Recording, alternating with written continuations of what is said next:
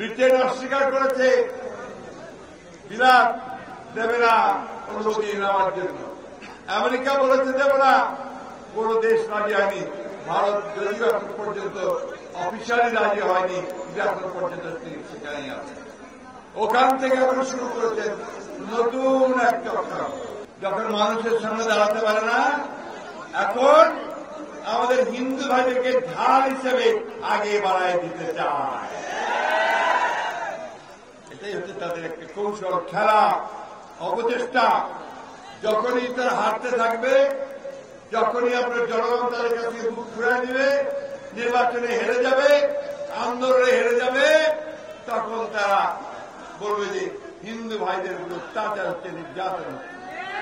এই যে আমার মা বোনেরা এখানে আছেন, আমার দাদারা আছেন, কাকারা আছেন, তারা খুব ভালো করে জানেন যে এই বাংলাদেশে সহজে কখনোই আপনার রায়ট হয় না, কখনো হিন্দু মুসলমানের যুদ্ধ হয় না।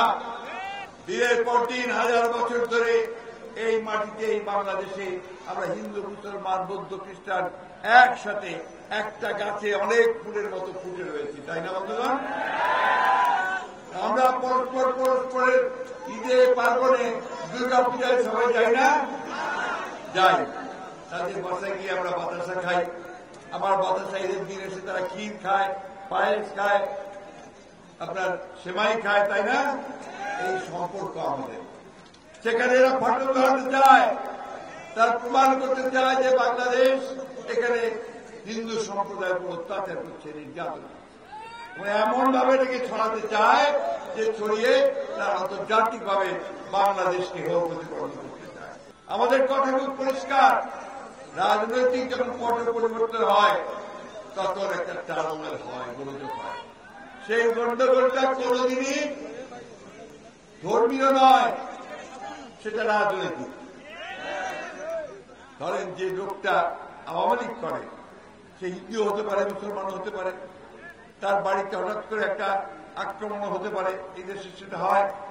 সেটাকে যে হিন্দু মুসলমান বলে চিহ্নিত করা হয়, তার কি সেটা সঠিক বিচার হবে?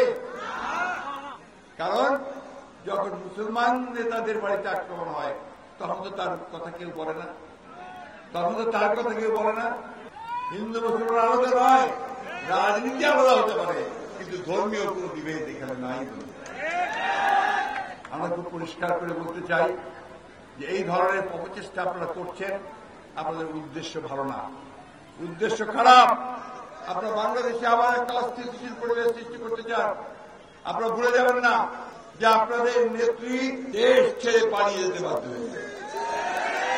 তখন দেশ ছেড়ে পালায় মানুষ, যখন সে এত অপকর্ম করে যে তার আর দাঁড়াবার জায়গা থাকে না। এই দেশে যখন তাকে কেউ আর জায়গা নিতে চায় না, তাই না? তাই কিনা বলেন? কখন পালায়, উল্টে পালায়, যখন পিঠ দেওয়ালে থেকে দেয়, মানুষ আর তার চায় না, তাই না? হাসিনা কি এখন কোন মানুষ চায়? চায় নাকি ভাই? কেন চায় না? এত অত্যাচার করতে, এত নির্যাতন করতে, এত চুরি করতে। আজকে খবর কাগজে দেখলাম 92,000 কোটি টাকা সে পাচার করেছে। তার বর আছে 92,000 কোটি টাকা এই কিছুদিনের মধ্যে ব্যাংকগুলোকে খায় ফেলতে, ঘিরে ফেলছে। একটা ব্যাংকও ঠিক নাই, সব ভাঙে পড়ে যাচ্ছে। আপনার মেগা প্রজেক্ট বানিয়েছে, মেগা প্রজেক্ট কি বলে, উড়াল সেতু, উড়াল রেল, তারপরে কি করে আরো কি কি সমস্ত, রূপপুর আণবিক সেন্টার যেখানে আণবিক শক্তি উৎপাদন করবে, ওতে একটা বালিশের দাম আছে 37,000 টাকা। 37,000, চিন্তা করেন। তারপরে চিটাঙ্গে আন্ডারগ্রাউন্ড নদীর তল দিয়ে বানিয়েছে টানেল, দরকার ছিল না এগুলো, এগুলো আস্তে আস্তে করতে হবে। কিন্তু এই টাকাগুলো সমস্ত অর্ধেকের বেশি তাদের পেটে চলে গেছে। এই টাকাগুলো তারা এখন বিদেশে পাচার করছে, আর কিছু টাকা এখন তারা বাংলাদেশে ছড়াচ্ছে, বাংলাদেশে একটা নৈরাজ্য সৃষ্টি করার জন্য অস্থিতিশীল করেছে।